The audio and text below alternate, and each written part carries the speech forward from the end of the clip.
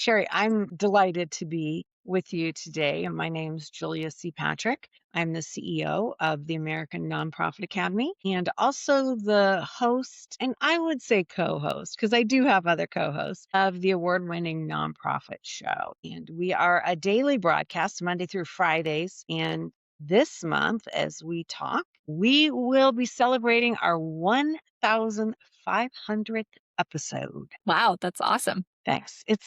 It's crazy to even think about. That's amazing. So it's been running for close to 5 years now. Yeah, we're moving into our 7th year. We started during the pandemic because everything was shut down. And I've always had a studio that we taped some of our training materials in. And I just got the bright idea because I thought for sure the pandemic was like a 2, maybe 3 week thing. I thought, oh, we'll just do like, some quick little things to connect everybody up. And then, obviously, very shortly, we learned that this was going to be a global event and that everything would be shut down. So, originally, we were simply there to be a sounding board for the nonprofit sector. And we had different guests on.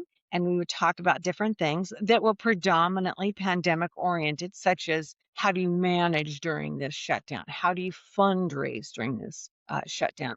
How do you navigate fundraising galas that are probably so critical to your economics? And so it was just really interesting. Now we've moved through that and we talk about so many different things as well. And so it's interesting, Cherry, because we have evolved as the sector has evolved and navigated through this time. Yeah. Well, welcome on the show. This is Nonprofit 2.0, where nonprofit leaders get all the right information from thought leaders to scale their impact. And I'm Cherry Young, your host. I'm this founder and CEO of Claribase. We love messy data and just getting clarity for all of our clients and helping them scale their impact and do their best work. I would love to hear from you on discrete wealth transfer today. And that's our topic around how nonprofits should navigate this great wealth transfer. So, help us define what it is and what's going on. It's absolutely riveting. When we look back over the decades, this will be the most profound thing that has ever occurred in the philanthropic environment, predominantly North America, but really throughout the world. And this is strictly a demographics issue. In North America, baby boomers created a lot of wealth post World War II, and then just navigating how the our Western continent was really working through um, building wealth, accumulating wealth, and the distribution of wealth. So most experts will agree that we're kind of in the middle of this, and the transference of actual wealth will be between 90 and $100 trillion. And we've been talking about this for decades. We knew the demographics of the baby boomers would, pass away and there'd be these next generations coming up. But what we didn't really count on is these vast sums of wealth. And they're not necessarily, it's not cash sitting in banks, although it is. It's a lot of other forms of wealth. It's real estate, it's stocks and bonds, it's intellectual property, patents, formulas, products. It is collectibles from Beanie Baby collectibles to fine art, right? So it's a lot of stuff that these next generations are going to have to deal with. And what's really interesting is that the baby boomers were one of the first generations in North America to actually shrink a little. They didn't have the same number of children that their parents did. The great generation is often called. And so now there's even fewer descendants or heirs, if you will, to distribute that wealth. So it's going to mean even more of a complex situation. So it's really a fascinating time. Add in that philanthropic investment is changing. Next gen philanthropists don't follow the same course that their parents, the baby boomers, did. They have different interests. And so that's causing a whole nother issue. And we haven't really collected enough data internally across our sector in the nonprofit sector to really understand what these next gen donors are interested in. And therein lies the problem. Right. And So that's a great framing to understand the problem. So what should a nonprofit do, whether they're a local small nonprofit or a regional nonprofit with larger operations? How should people go about this? Well, I think first and foremost is a relationship issue. Mm. People give to people, not just necessarily a philanthropic concept. Sure, a mission has to tug at your heart. It has to speak to you. You have to want and desire to solve a problem or aid an issue. But the reality is that these connections are made and developed and nurtured by people. And so, if an organization is not directly communicating to this next generation, and with the current generation of donor, saying, how can we talk to your children or your heirs or your grandchildren, even, and let them in on what it is we do? That is where you're going to get a lot of confusion. And you might even find yourself as an organization thinking, oh, I was going to be getting this type of funding when my donor passed away. And then you'll have heirs that'll be like, yeah, no, we don't want to support your issue. Our parents did, our grandparents did, but it doesn't really speak to us. And that's really hard to overcome, right? So if you don't have a relationship, that's first and foremost. So we're seeing really smart organizations that started doing this about 10 years, 15 years ago, having multi-generation things. It wasn't just the black tie galas. It was maybe a walk in a park, they were tours. It was having things that where grandparents could bring their grandchildren and engage in whatever the philanthropic mission was. If you're an organization that hasn't really looked at that, you're going to start to see some issues there. Yeah, that's really interesting. And is there a different way of building relationships between the baby boomers and the next gen donors? How have you seen organizations navigate that? Well, you will appreciate this because what you do. But what is really critical is that the baby boomers really tied their philanthropic investments to emotion. It might have been faith based, it might have been something that their families were engaged in or personally afflicted by, or maybe it was just a family tradition. We always support XYZ, nonprofit. The next gen doesn't do that. What they do is they look for the metrics and the data, and that's how they make their decisions.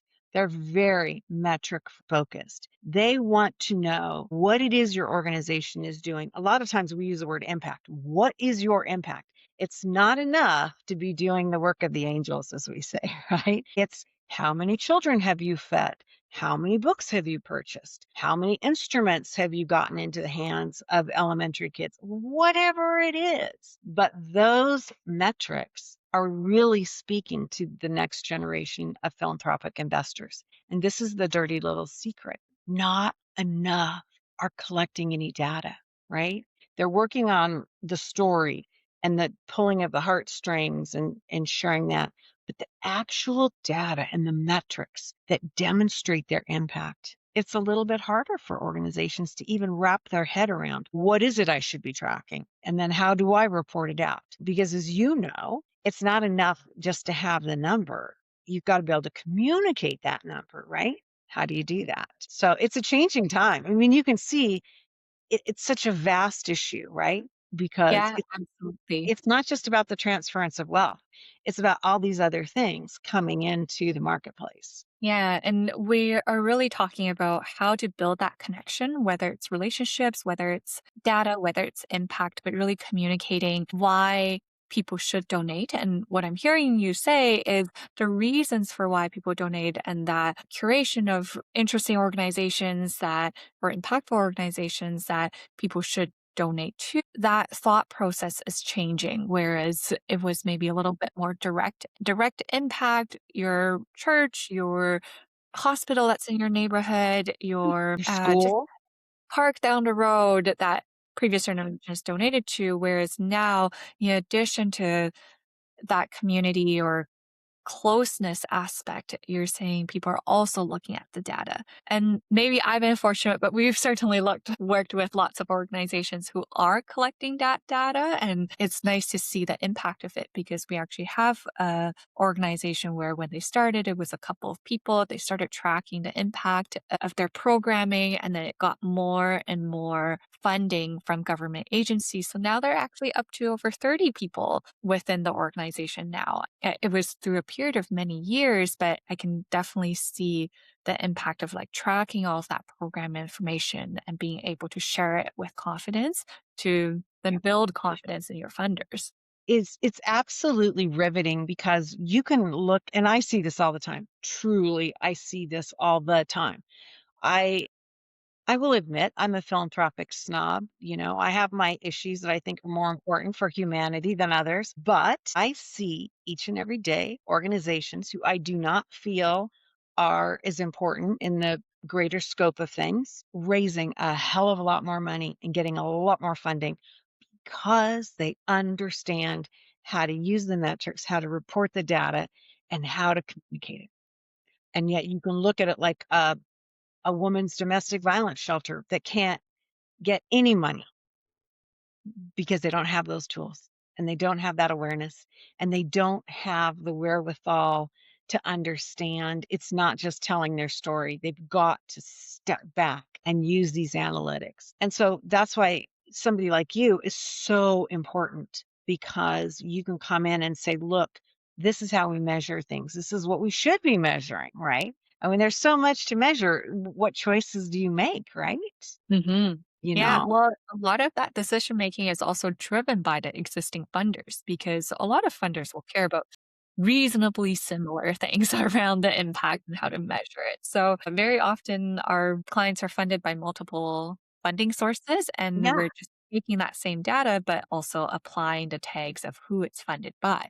But coming back to our original conversation around this piece of baby boomers and next gen donors. Like, we're in the middle of this wealth transfer for an organization that we're saying might be the women's shelter that doesn't have a lot of information. How can they get from 0 to 1 in order to be on top of that wave and react to what's already happening from this Yeah, wealth I think transfer? that's a great question. And I think it's really the starting point for an organization that hasn't developed that next gen donor base or even the idea of what is going to attract them. And again, you go back to the relationship word. This is where you have to have a brave conversation with your donors to say, look, we realize that, we can be a multi-generational philanthropic partner. What is it that you want your heirs to know? How can we meet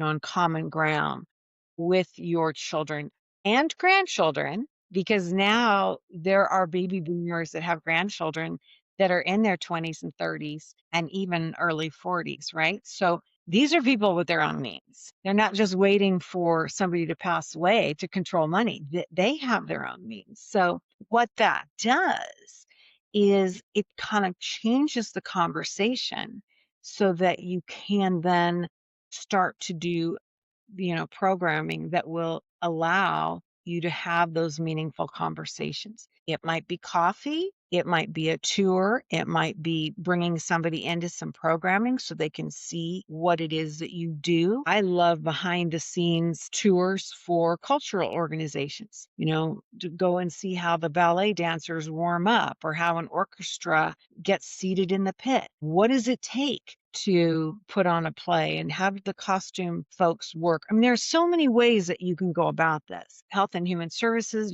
how does a kitchen work that might be feeding the underserved? There's so many things. I could go on and on and on. But what you hear here is a common theme, and that is engagement. How do you get people to engage with your mission? Yeah, and it's engagement at a deeper level as well. I love the ideas you just shared. It's like, yeah, I would be interested in how like ballet dancers get ready for their Yeah. shows, how the pit gets seated. It just even as a donor, that must be just another level of like feeling really special, feeling really appreciated that walk by the plaque that had their name on it, or kind of share what the donation that they made already has, how that has impacted the organization. That engagement piece. I wish I had just like a glossary of all of the different types of organizations and your ideas on how they can engage. But what are some principles on how to figure this out if they don't have a program like that right now? Right. Is it a conversation with the team? Like, how do they start these questions? So, one of my favorite lessons to illustrate this concept happened in the 1960s in the US, where there was a tremendous amount of civil strife and discourse, everything from the Vietnam War to race relations. And the police, rightfully so, I will stand up and say rightfully so, had a dreadful PR problem because they were being filmed for by media of tear gassing people, beating people with sticks, doing really violent things in civic congregations, if you will. And so then this carried on into the 70s, and they couldn't get beyond this sense of how bad the police were. And so they created this system called the ride along, where you could, any citizen basically, could sign up to ride along in a shift with a policeman in their car. And they started doing this in colleges and even high schools, and then with civic leaders, with faith leaders. And it completely changed the hearts and minds of Americans. Because when they went and saw what these police officers were doing, they were like, wow, this is so different than what I thought. This isn't a TV show. This isn't Dragnet. This isn't the evening news. They're doing things that people need help with. And their worst moment, their worst day of their life, this officer is hopefully going to help them. So, what it did is it really shone a light on how, again, the relationship, how you could bring somebody in that maybe had their mind made up, or they were misinformed or underinformed. I'm seeing that. It's the engagement, it's the intimacy of how your donors can get to know the organization, peeling back the onion. It's one on one. So it's really creating that deeper level of engagement. And also at the end of the day, empathy for the work that someone is doing. Like in that police example you were talking about, it's someone's worst day in their life, and that police officer is going to help them. Whereas your funder doesn't know that the shelter is helping women in possibly some of the worst periods in their lives. But when the check is written, that's not always that isn't always there in the deepest level of empathy.